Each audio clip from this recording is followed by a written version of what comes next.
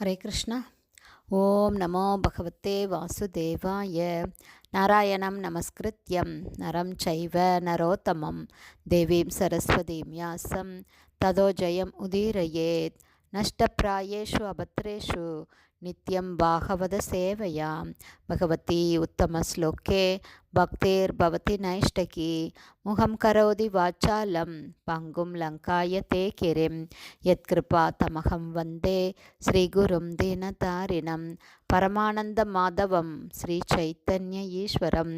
ஹரே கிருஷ்ணா. ஸ்ரீமத் பாகவதம் ஸ்கந்தம் 8 அத்தியாயம் 11 தேவேந்திரன் அசுரர்களை அழித்தல் என்னும் தலைப்பில் பதம் 8.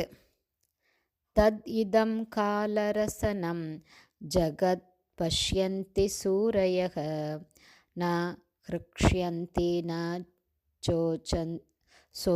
சோச்சந்தி தத்ர யூயம் அபண்டிதா. வட் பை வட் மீனிங்.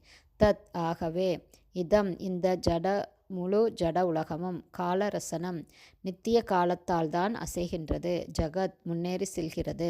இந்த முழு பிரபஞ்சமும் பஷ்யந்தி காண்பவர் சூரைய புத்திசாலியாக இருந்து உண்மையை ஒப்புக்கொள்பவர்கள் ந இல்லை.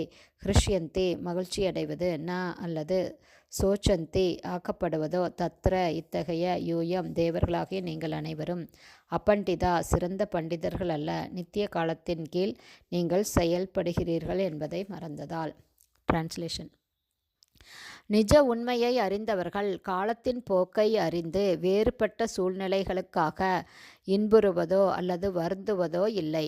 எனவே உனது வெற்றியை குறித்து நீ மகிழ்ச்சி அடைவதால் உன்னை சிறந்த அறிவாளியல்ல என்றுதான் நான் கருத வேண்டும். பர்பட் பை ஷில பிரபுபாத். ஜெய் ஷில பிரபுபாத். ஸ்வர்கராஜனான இந்திரன் நிச்சயமாக தன்னை விட அதிக சக்தி வாய்ந்தவர் என்பதை பலிமகாராஜா அறிந்திருந்தார். இருந்தாலும் இந்திரன் ஒரு சிறந்த அறிவாளியல்ல என்று கூறி பலிமகாராஜா அவரை குற்றம் கூறினார். ஸ்ரீமத் பகவத்கீதையில் 2ஆம் அத்தியாயம் 11வது பதத்தில் பின்வருமாறு கூறி அர்ஜுனனை கிருஷ்ணர் கண்டித்தார். அசோச்யான் அன்வ சோச்சஸ்த்வம் பிரக்ஞாவாதாம்ஸ்ச பாஷசே கதாசூன் அகதாசூம்ஸ்ச ந அனு சோச்சந்தி பண்டிதா. அர்ஜுனா, நீ அறிவாளியைப் போல பேசினாலும் கவலைப்பட வேண்டாதவற்றிற்காக கவலைப்படுகிறாய். அறிஞர்கள் வாழ்பவர்களுக்காகவோ மாண்டவர்களுக்காகவோ வருந்துவதில்லை என்பதே மேற்கூறிய பகவத்கீதை ஸ்லோகத்தின் பொருள். இவ்வாறாக அர்ஜுனன் ஒரு அறிவாளியல்ல என்று கூறி கிருஷ்ணர் அர்ஜுனனை கண்டித்ததைப் போலவே பலி மகாராஜாவும் இந்திரனையும் அவரது சகாக்களையும் கண்டித்தார். இந்த ஜட உலகத்தில் காலத்தின் உந்துதலால் தான் அனைத்தும் நிகழ்கின்றன. இதன் விளைவாக அனைத்தும் எப்படி நிகழ்கின்றன என்பதை அறிந்த அறிவாளி ஜட இயற்கையினால் விளையும் இன்பத் துன்பங்களில் பங்கு கொள்வதெனும் கேள்விக்கே இடமில்லை. ஜட இயற்கையின் அலைகளால் நாம் அலைக்கழிக்கப்படுவதால் மகிழ்ச்சி அடைவதில் அல்லது வருத்தப்படுவதில் எந்த அர்த்தமும் இல்லை. இயற்கை விதிகளில் முழு அனுபவம் உள்ளவன் இயற்கையின் செயல்களினால் ஒருபோதும் மகிழ்ச்சியோ வருத்தமோ அடைவதில்லை. பகவத்கீதையில் 2ஆம் அத்தியாயம் 14வது பதத்தில் ஒருவன் பொறுமையை மேற்கொள்ள வேண்டும் என்று பகவான் கிருஷ்ணர் அறிவுறுத்துகிறார். தாம் திதிக்ஷஸ்வ பாரத, பொறுமையுடன் இருக்க வேண்டும் அர்ஜுனா என்பதே இதன் பொருளாகும்.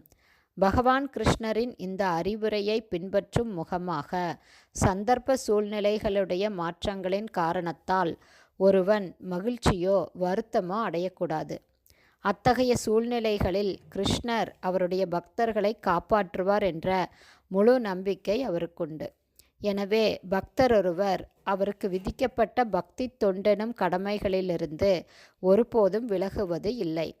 தேவர்கள் மேலுலகங்களில் மிகவும் உயர்வான நிலையில் இருக்கிறார்கள். ஆனால் இவர்களிடமும் பௌதீக குணங்களான மகிழ்ச்சியும் வருத்தமும் உள்ளது.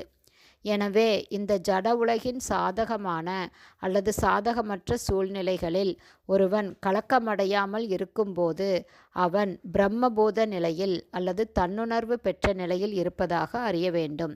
ஸ்ரீமத் பகவத்கீதையில் 18ஆம் அத்தியாயம் 54வது பதம் குறிப்பிடுவது போல, பிரம்மபோத பிரசன்னாத்மா ந சோச்சதி ந காங்க்ஷதி.